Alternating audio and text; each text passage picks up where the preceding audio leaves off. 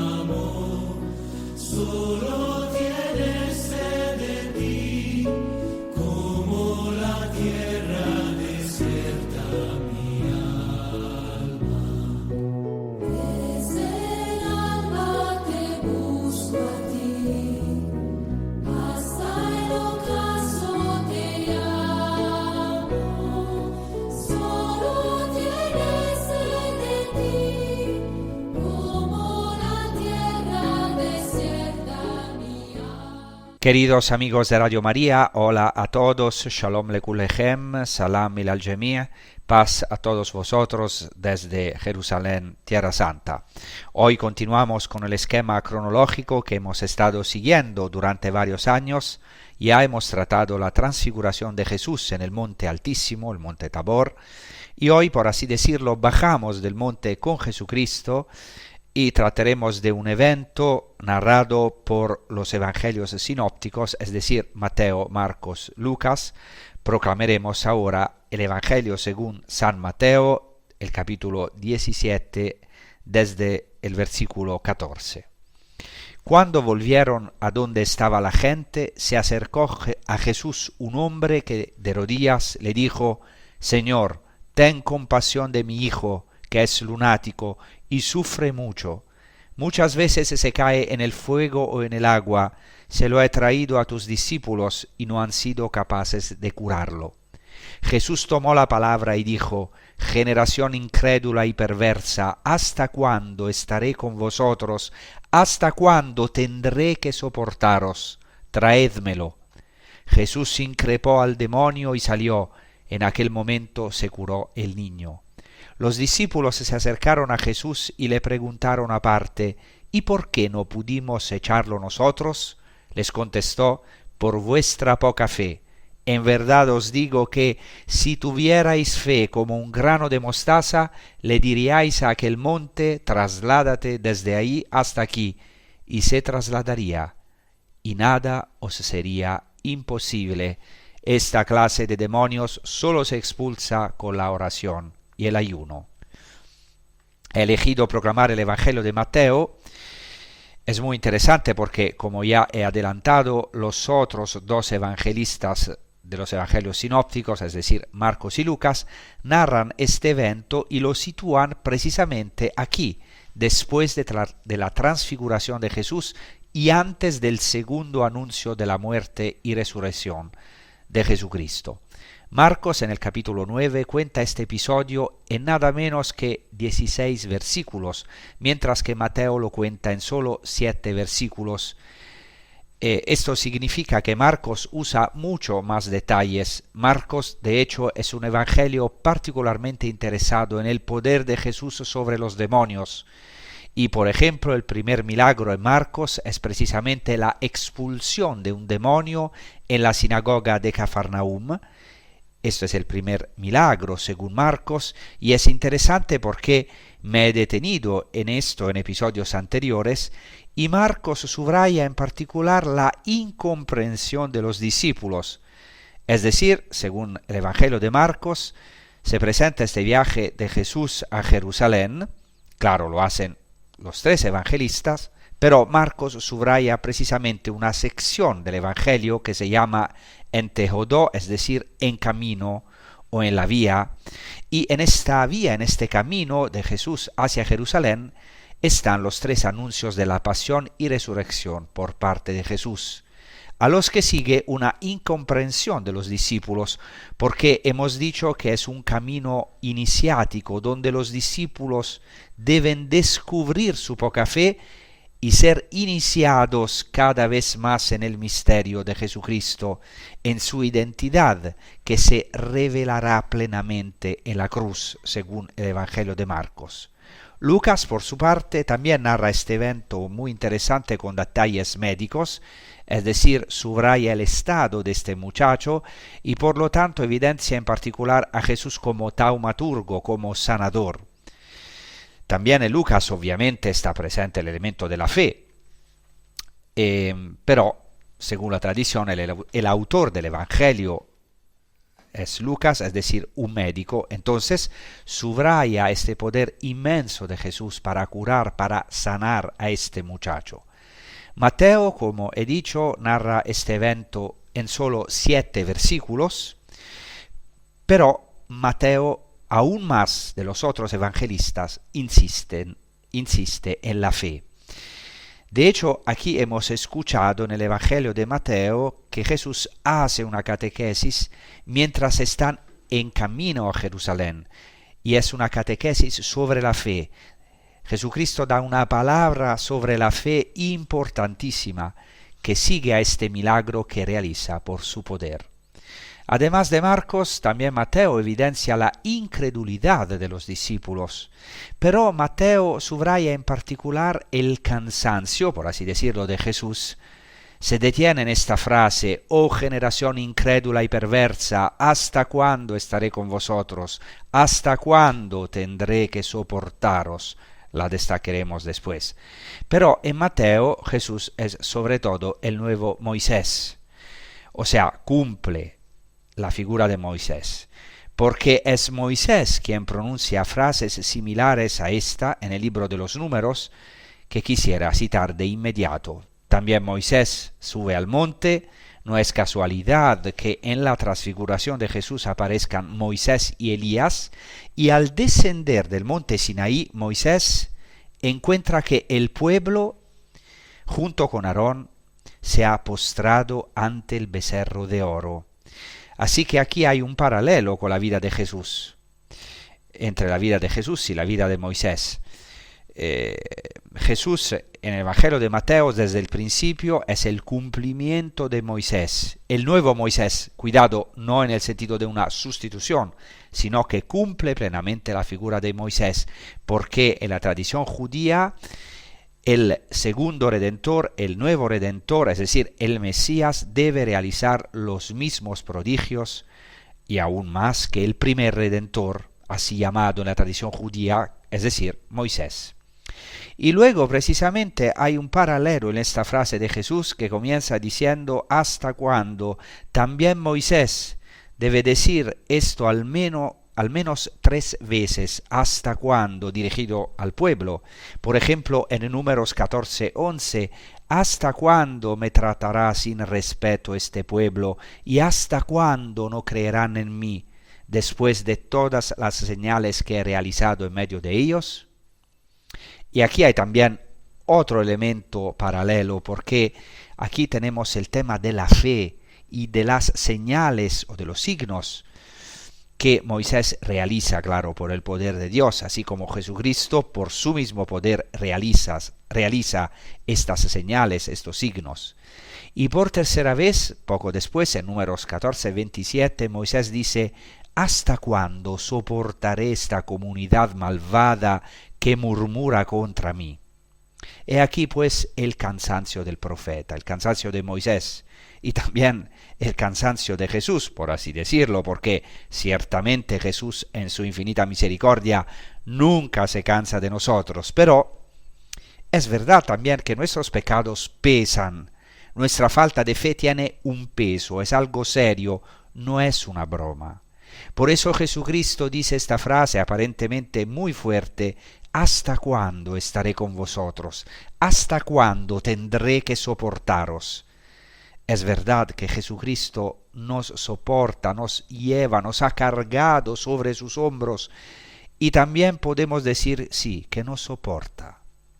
Y aquí digo también, obviamente personalmente, esto vale también para mí, o sobre todo para mí, la palabra del Evangelio es siempre actual, es potente, existencial para cada uno de nosotros, para mí, el primero que estoy hablando. Entonces, este evento que acabamos de proclamar es un relato de milagro, pero hay una novedad. No es un simple relato de un milagro o de un exorcismo, claro, ciertamente es la expulsión de un demonio de este muchacho, pero hay una novedad con respecto a otros milagros. ¿Y cuál es la novedad? ¿Por qué es tan importante este milagro? Debemos preguntarnos por qué. He aquí Jesucristo realiza este evento justo después de la transfiguración, cuando está en camino a Jerusalén. La novedad es que los discípulos no pueden expulsar a este demonio. Es decir, se manifiesta la imposibilidad de los apóstoles, de los discípulos. Por eso luego Jesucristo dará una palabra diciendo, que nada es imposible, nada os será imposible. Pero Mateo subraya que los discípulos no pudieron curar a este muchacho. En el mismo verbo, no pudieron curarlo. Es decir, hay como un fracaso de los discípulos, a pesar, cuidado, de que poco antes Jesucristo había enviado a los 12 de dos en dos con poder y diciendo que expulsarán demonios con su autoridad. Pero sin embargo, experimentan este fracaso, esta imposibilidad, esta poquedad de fe, que también es la nuestra. Lo sentimos muy cercanos los discípulos, porque también nosotros muchas veces en nuestra vida experimentamos este fracaso, quizás también en nuestra misión, quizás también a pesar de Jesucristo nos ha dado confianza, autoridad, nos ha enviado, pero a menudo debemos experimentar también nuestro fracaso espiritual para poder ver nuestra falta de fe o nuestra poca fe. No porque Jesús nos condene, sino precisamente porque el primer paso para la sanación es conocerse a sí mismo. Y de hecho Jesucristo revela a nosotros mismos quiénes somos gradualmente en un camino de fe iniciático, que es el que hicieron los discípulos y que todos debemos hacer en nuestra vida. Vamos así a comentar versículo por versículo este maravilloso texto que hemos proclamado. En el versículo 14 hemos proclamado que Jesús con los discípulos bajan del monte y regresan a la multitud. Lucas dice que al día siguiente descienden del monte. En cambio, Mateo y Marcos no notan esto, pero sí notan que Jesús desciende del monte y nosotros también.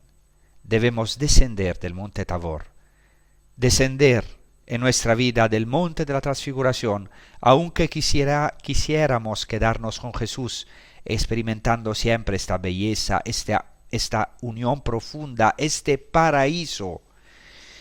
Claro, lo experimentamos con Jesucristo de forma anticipada, pero muchas veces debemos bajar del monte.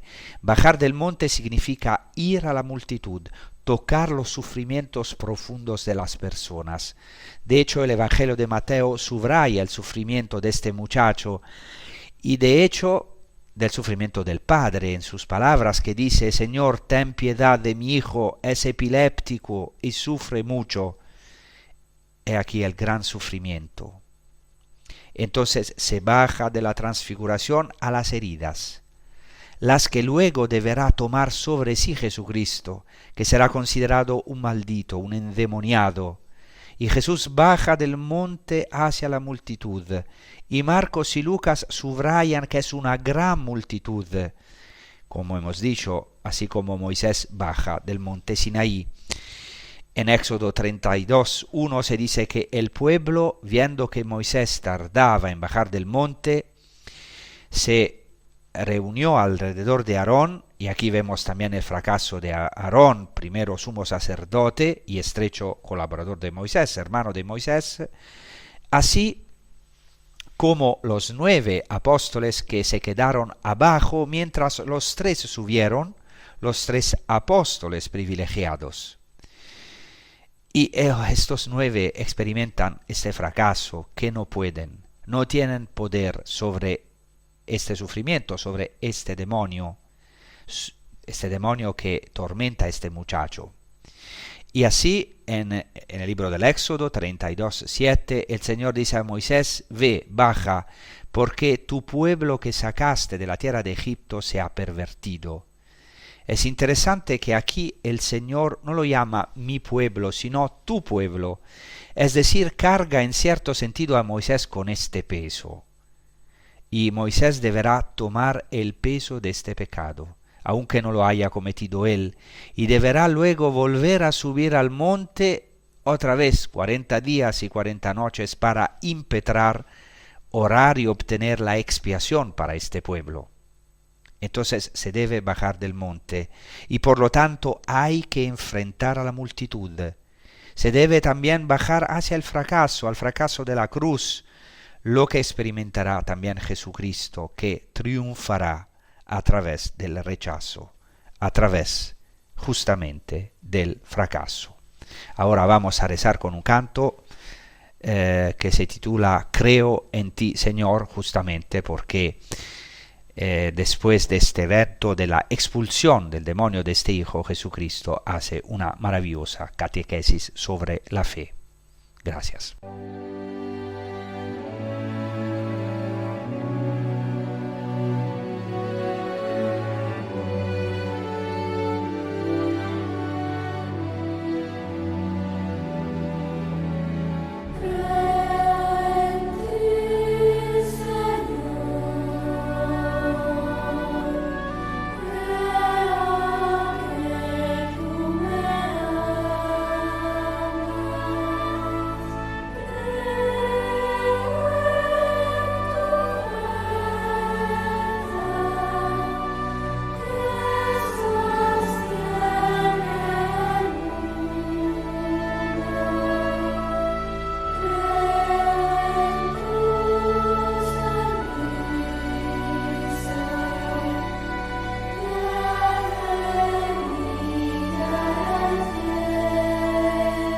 Entonces, en el versículo 15 de este Evangelio que hemos proclamado en la primera parte de este episodio, está este maravilloso grito del padre de este muchacho epiléptico, endemoniado, un grito que podemos hacer nuestro: Señor, ten piedad de mi hijo.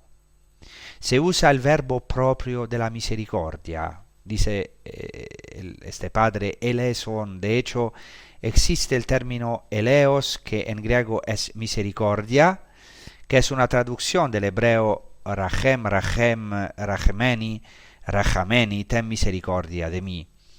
Rachamim son las entrañas de misericordia de Dios. Lucas añade no solo mi hijo, ten piedad o ten misericordia de mi hijo, sino mi hijo unigénito, mi hijo único. Es el único hijo para este padre. No es solo una manera de subrayar el gran sufrimiento de este padre, sino también una referencia a Israel, porque Israel es el hijo unigénito, es el hijo único, amado de Dios. Y es ciertamente también una referencia a Jesucristo, que es por excelencia el hijo unigénito, el hijo único, amado, el hijo unigénito del Padre enviado por él. Y entonces Jesucristo se inclina hacia otro hijo único. Aquí estamos todos nosotros. Todos somos únicos ante Dios. Pero estamos a menudo oprimidos por los sufrimientos y tal vez oprimidos por el poder del demonio. Y en el versículo 15 no se dice exactamente que este hijo sea epiléptico, se usa el verbo seleniazetai, que literalmente significa actúa como lunático. Claro, puede ser un sinónimo de epilepsia porque se pensaba que la luna, las fases de la luna, podían tener influencia precisamente sobre esta enfermedad. Entonces puede ser que era epiléptico. Pero Marcos y Lucas desde el principio dicen claramente que es un espíritu, hablan de un espíritu que luego se dirá espíritu impuro. Así este padre dice respecto de su hijo que es epiléptico y sufre mucho, que cae a menudo en el fuego y frecuentemente en el agua. Esto, a mi parecer, no es solo una referencia a los sufrimientos del muchacho, claro que sí, sus sufrimientos históricos, pero puede ser también una referencia otra vez a Israel. De hecho, en particular, en dos textos del Antiguo Testamento se asocian el fuego y el agua en referencia a Israel, el Hijo amado de Dios. Por ejemplo, en el Salmo 66 se dice, con referencia a Israel y dirigiéndose al Señor, tú has hecho cabalgar hombres sobre nuestras cabezas. Hemos pasado por el fuego y por el agua, pero luego nos has dado alivio. Lo que aquí se predica de Israel se cumple en este hijo, en este muchacho que es víctima del demonio. También este muchacho, como Israel en el Antiguo Testamento, ha pasado por el fuego y el agua, pero luego ha encontrado el verdadero alivio, que es Cristo. Se puede traducir aquí también del griego descanso, o sea, este muchacho ha encontrado el verdadero descanso, el descanso mesiánico, el descanso del Mesías que ha venido a cargar con nuestras heridas, nuestras enfermedades. Después en Isaías 43:2 hay una frase maravillosa que Dios dice a su pueblo: no temas. Esto vale también para cada uno de nosotros. Y escuchemos bien esta palabra de Isaías. Para mí fue muy importante, la recibí un día que fue fundamental para mi vida, justamente antes del diaconado y del presbiterado. Dice así, Dios habla a Israel y por tanto a cada uno de nosotros. Dice: no temas, porque yo te he rescatado, te he llamado por tu nombre, tú me perteneces. Si tienes que atravesar las aguas, estaré contigo. Los ríos no te sumergirán. Si tienes que pasar en medio del fuego, no te quemarás. La llama no podrá arderte, porque yo soy el Señor tu Dios, el Santo de Israel, tu Salvador, porque tú eres precioso a mis ojos, porque eres digno de estima y yo te amo. ¡Qué maravilla! Una declaración de amor por parte de Dios, y que luego se realiza en Cristo, nuestro Salvador, nuestro amado. Pues bien, dice este texto: si tienes que pasar por el agua y por el fuego, yo te salvaré, porque tú eres precioso a mis ojos, eres digno de estima y te amo, justamente como este muchacho. Entonces, como hemos dicho, no se dice literalmente que sea epiléptico, se dice que es lunático, pero luego se dice claramente que está endemoniado y que sufre terriblemente, literalmente en griego malamente. Pues bien, siempre en las palabras del Padre se subraya el fracaso de los apóstoles, de los discípulos, porque dice el Padre: llevé el muchacho, lo llevé a tus discípulos, pero no han logrado sanarlo. Un hecho, como he dicho, muy extraño, curioso, porque poco antes Jesús había enviado a los 12, de dos en dos, a expulsar demonios, y sin embargo no lo consiguen. Mientras Jesús está lejos, en el monte, no logran expulsarlo. Y esto creará también una discusión con los escribas. El Evangelio de Marcos subraya esta discusión. Jesús baja del monte y encuentra una multitud y a los escribas que estaban discutiendo con los discípulos.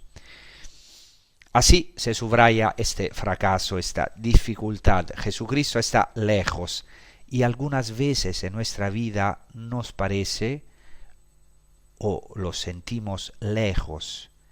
También en el Antiguo Testamento hay algo similar. En el segundo libro de los Reyes, al capítulo 4, Eliseo envía a su siervo Gehazi a resucitar un muchacho con su bastón, pero Gehazi, siervo de Eliseo, fracasa, no puede, y por eso debe intervenir Eliseo. Literalmente el texto dice justamente: no ha podido sanarlo. No han podido sanarlo, es decir, los discípulos han sido impotentes. Este es un punto fundamental. Aquí tenemos un contraste muy fuerte entre la luz de la transfiguración, la luz más grande que el hombre pueda experimentar, la luz divina, la luz tabórica, y la sombra del fracaso, la oscuridad del fracaso, de la ausencia, para así decirlo, de Jesús, de la incapacidad. El contraste entre el poder de Dios en Cristo, radiante, resplandeciente, lleno de luz, y nuestras tinieblas, nuestro fracaso. Pues bien, a este punto Jesucristo da una palabra dura y, por favor, no hay que atenuar nunca la dureza de estas palabras de Cristo. Porque Cristo es, según el libro del Apocalipsis, el Verbo de Dios, Logos tu Theou, la palabra de Dios que tiene una espada de doble filo en su boca, con una hoja nos hiere, o sea, con un filo nos hiere y con el otro filo nos sana. En la tradición hebrea, espada de doble filo, se dice literalmente espada de doble boca. De dos bocas podemos decir así. De la boca de Cristo viene una palabra que algunas veces es como espada, nos traspasa, nos hiere, en el sentido de que nos hace bien, nos ilumina, nos invita a convertirnos hasta el punto de chocar con nuestra oscuridad interior. En realidad, sin embargo, es la herida que hace sanar, porque por otro lado, la palabra de Jesucristo nos cura, nos sana. Esta frase, sin embargo, es muy fuerte. Jesús dice así: oh generación incrédula y perversa, ¿hasta cuándo estaré con vosotros? ¿Hasta cuándo tendré que soportaros? Traédmelo aquí. Entonces, Jesucristo apostrofa a su generación como incrédula y perversa. ¿A quién se refiere entonces? Algunos intérpretes dicen quizá a la multitud o al Padre por su incredulidad. De hecho, en el paralelo se dice que el Padre manifiesta su incredulidad, dice: creo, ayuda a mi incredulidad. Pero otros dicen que Jesucristo se dirige a los discípulos.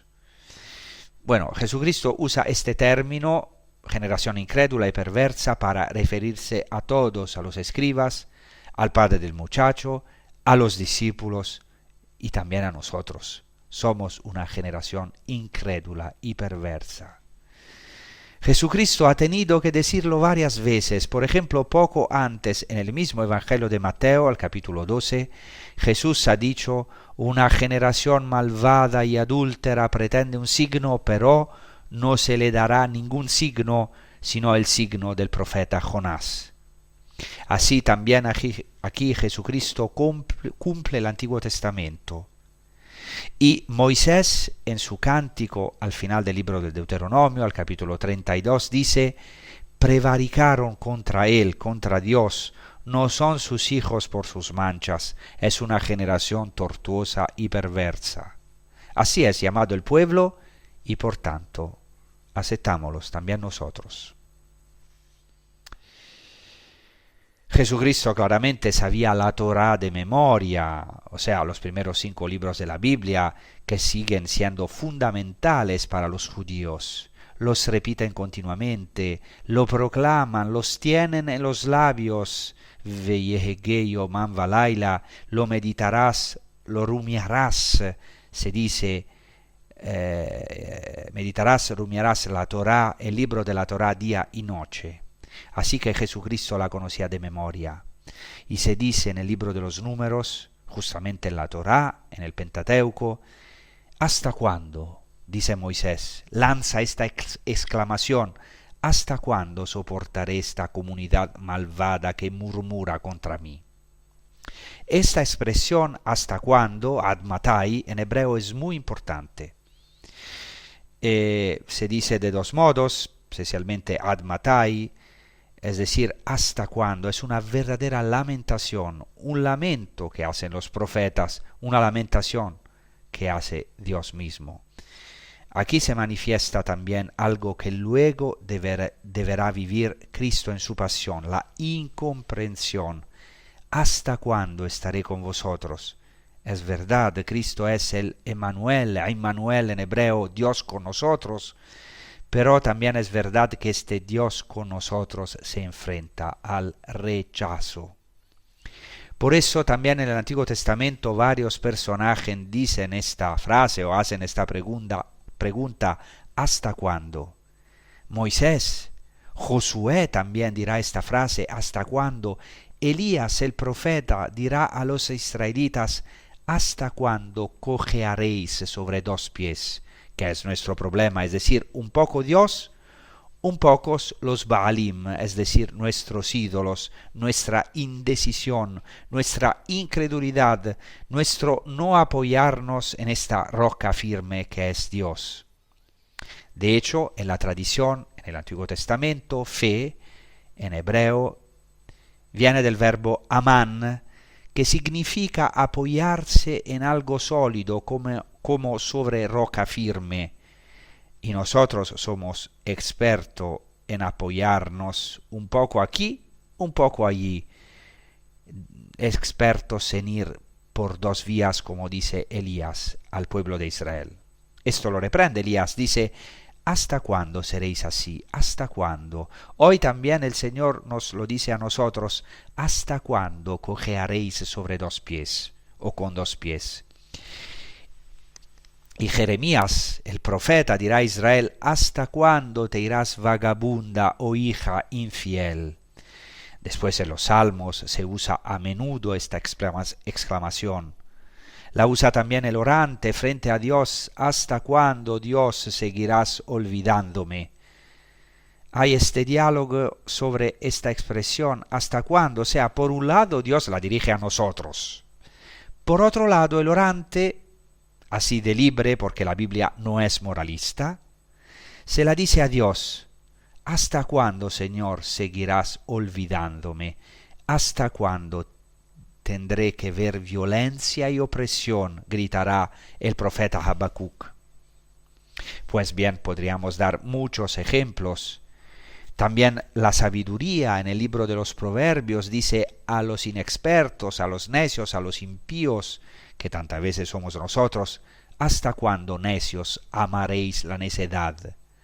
Hay muchos ejemplos, pero sintamos verdaderamente para nosotros esta palabra de Cristo y para esta generación. Por eso vamos a rezar con un canto donde hay precisamente esta expresión ¿hasta cuándo?, que es un diálogo profundo con Dios, que es el Salmo que empieza diciendo como la sierva anhela. Entonces vamos a rezar junto con este canto buscando al amado que a menudo desaparece en nuestra vida, como también este padre, el padre de este muchacho debe vivir esta oscuridad de no encontrar solución al problema que tiene con su hijo. Vamos a rezar con este canto.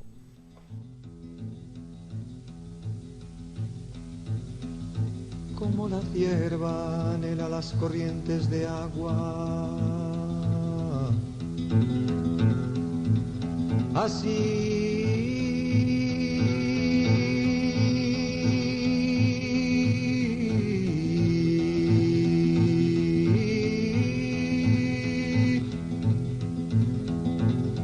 mi alma te anhela a ti, Dios mío.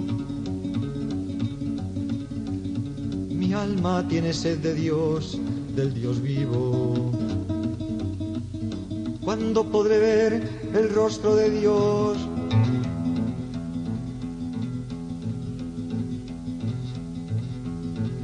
Mis lágrimas son mi pan noche y día. Mientras mis enemigos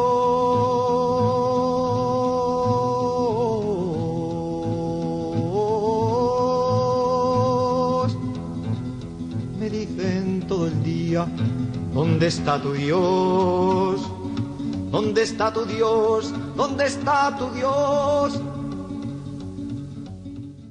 Entonces, hemos hablado de esta frase muy fuerte de Jesucristo, que Jesucristo no dice solo a la multitud o a los judíos o a los escribas, sino que la dice a los discípulos, la dice a todos, nos la dice a nosotros, me la dice a mí, a ti, Oh generación incrédula y perversa, ¿hasta cuándo estaré con vosotros?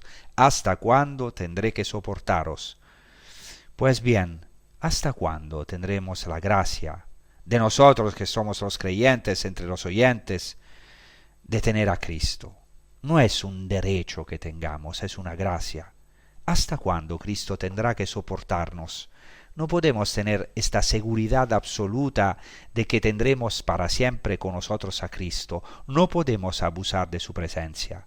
Estamos llamados a pedir la fe, a crecer en esta fe, pero al mismo tiempo Cristo, después de esta pregunta muy fuerte, después de habernos apostrofado como generación incrédula y perversa, dice, con referencia al muchacho, traédmelo aquí.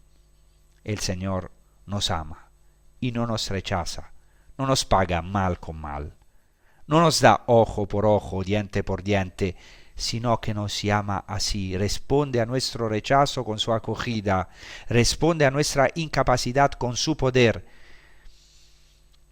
Y justo después del milagro que hemos escuchado en la primera parte de este episodio, en el versículo 18 se dice que Jesús lo amenazó, amenaza el demonio, y el demonio salió de él, y desde ese momento, literalmente se dice, desde aquella hora el muchacho quedó sano.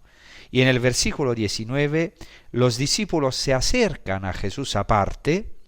Veis este camino iniciático del que hemos hablado en los episodios anteriores. Jesús da una enseñanza, una catequesis a los discípulos, porque debe prepararlos para una misión especial que tienen, que es la de formar a la fe, iniciar en la fe a todas las naciones, que es la primera misión de la Iglesia. Y entonces los discípulos, como buenos discípulos, van al Rav de los Rabbanim, al maestro de maestros, que es Jesús, y le hacen una pregunta como hace un buen discípulo: ¿por qué nosotros no hemos logrado expulsar al demonio? Y Jesucristo responde con una palabra, una catequesis sobre la fe, dice: por vuestra poca fe, en griego oligopistia, que es una buena traducción de una expresión que he encontrado en la literatura rabínica, no es muy frecuente, pero que es miutemuna, es decir, poca fe, falta de fe o pequeñez de fe, literalmente. Así, le dice Jesucristo, por vuestra poca fe. En verdad os digo, si tenéis fe como un grano de mostaza, diréis a este monte, muévete de aquí hacia allá, y se moverá, y nada os será imposible. Y luego hay un versículo que en algunos antiguos manuscritos falta, versículo 21, que dice: esta raza de demonios no se expulsa sino con la oración y el ayuno. Es muy interesante esta frase. Pues bien, Jesucristo hace una catequesis sobre la fe. Verdaderamente Jesucristo es un gentleman, un gran señor. No sé si lo habéis pensado alguna vez. Dice así a sus discípulos: en verdad os digo, si tenéis fe como un grano de mostaza, podréis decir a este monte, etc. ¿Qué significa esta frase? Pues bien, la mostaza, no sé si nunca habéis visto el grano de mostaza, pero las semillas de la mostaza son muy pequeñas. Las semillas de la mostaza casi no se ven a simple vista, son pequeñísimas.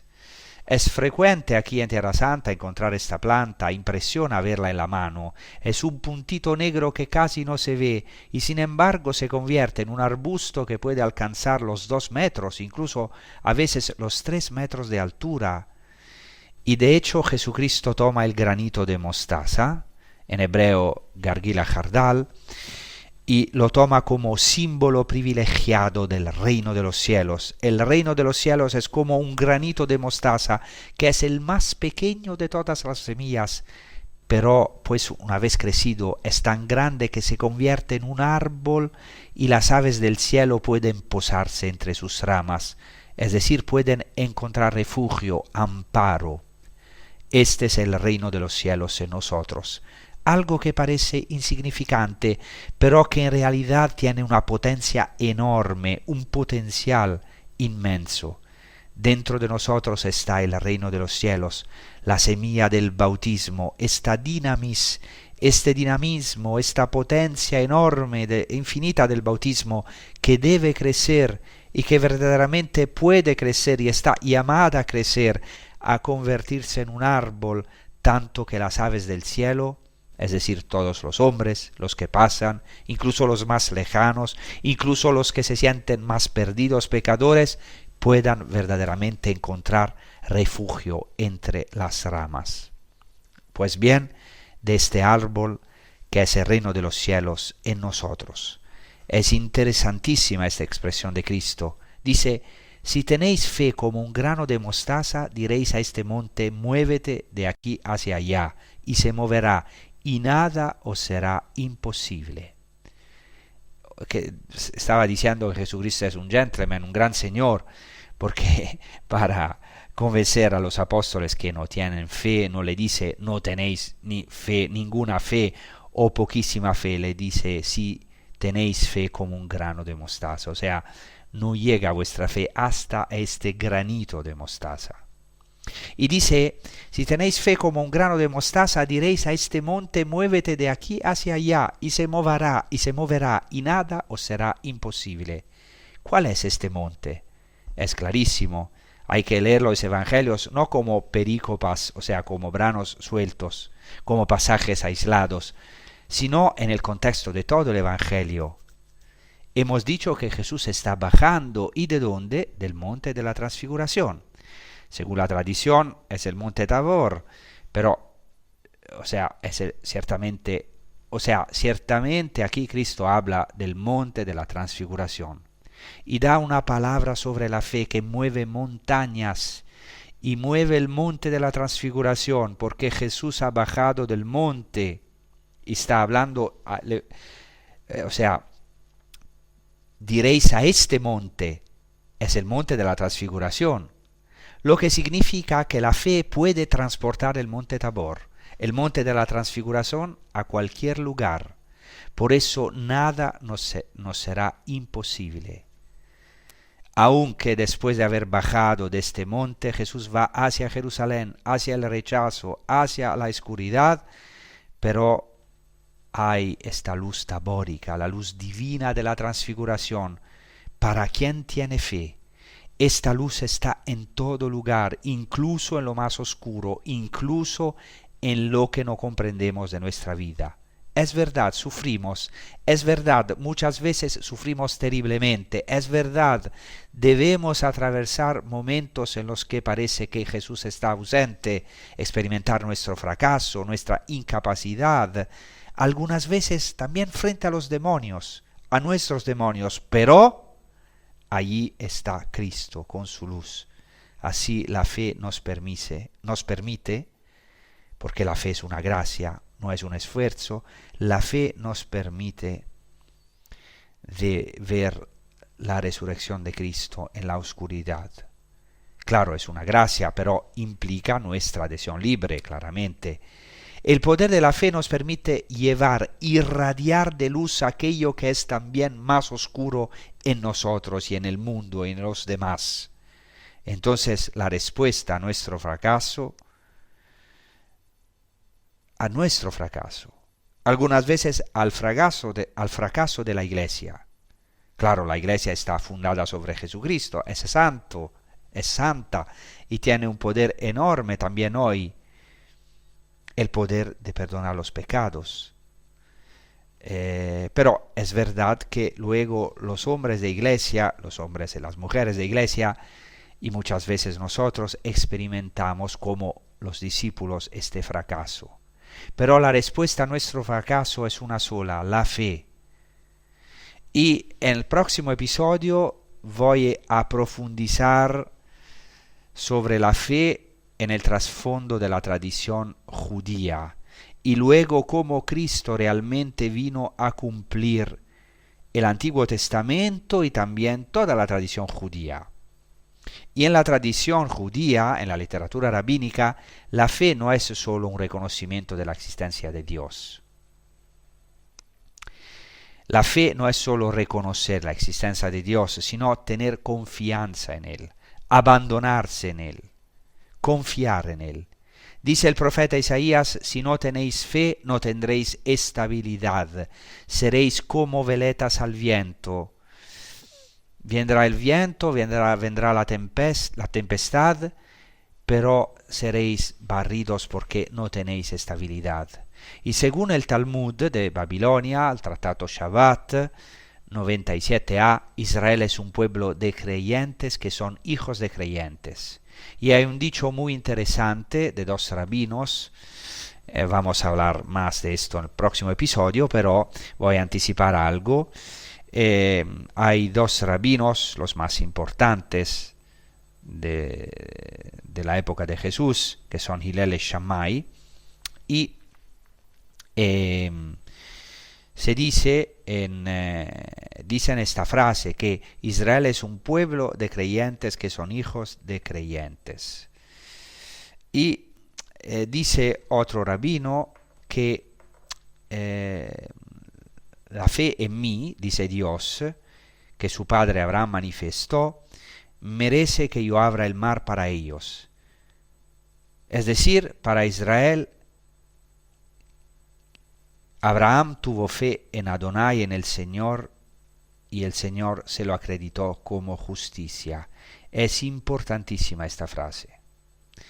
Da gran importancia a lo que se dice de Abraham, lo que también hará San Pablo. Abraham tuvo fe en Dios, en el Señor, en Adonai, y el Señor se lo acreditó como justicia, se lo contó como justicia, y habla del mérito de la fe, es decir, la fe en Dios, la confianza en Dios, y por eso abre el mar. La confianza de Abraham, la fe del justo tiene el poder de abrir el mar. Y luego hay otro dicho de un rabino que se llama Avtalión, de que habla el Midrash, la Mejilta de Rabbi Ishmael. Avtalión dice que la fe en mí, dice Dios, merece que yo abra el mar para ellos. Es decir, no es solo por la fe de Abraham, sino también por la fe de los israelitas. O sea, estamos llamados a hacer nuestra la fe de nuestros padres. Por eso se dice que Israel es un pueblo de creyentes, hijos de creyentes. Se recibe la fe, pero no podemos apoyarnos solo en la fe de nuestros padres o en la fe de los demás. Ciertamente esto muchas veces puede ser un gran apoyo. Muchas veces recibimos gracias por la fe de otros. Ven como la intercesión de los santos, los méritos de los santos, ya se encuentra en la tradición judía. Pero esto no quita que el milagro ocurre también por nuestra fe. Y muchas veces eso se encuentra también en Jesús. Jesús dirá, por tu fe te ha salvado. Por esta palabra tuya, he aquí tu siervo está curado. Tu fe te ha salvado. Y Jesús se admira muchas veces de la fe, como en cambio se maravilla negativamente de la incredulidad de los nazarenos o de nuestra incredulidad. Entonces, todo esto es un invito para nosotros a desear, a pedir el don de la fe y a caminar en un camino serio de fe, de iniciación, para crecer, para que Dios haga crecer este granito de mostaza que es el reino de los cielos en nosotros. Muchas gracias. Felicidades también para la visita del Santo Padre León en España, que nos alegra enormemente. Espero que todos vosotros podréis participar a esta gracia inmensa de la visita de Papa León, y nosotros también rezamos por España y por esta visita que sea llena de frutos. Muchas gracias. Hasta la próxima y buena prosecución con los programas de Radio María. Gracias.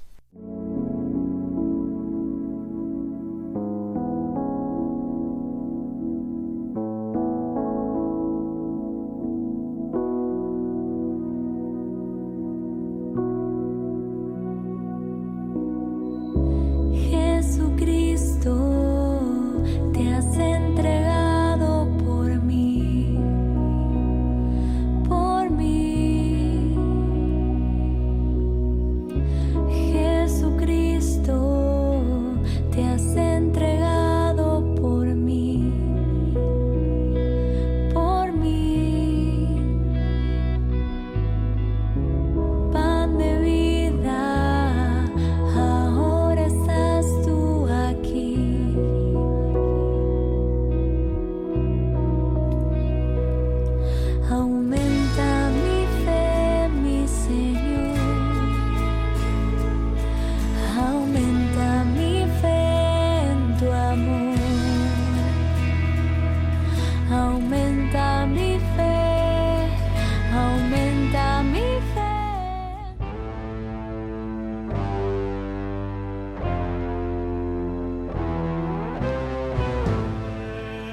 Y así concluye A las fuentes de la fe en Tierra Santa, con el padre Francesco Voltaggio.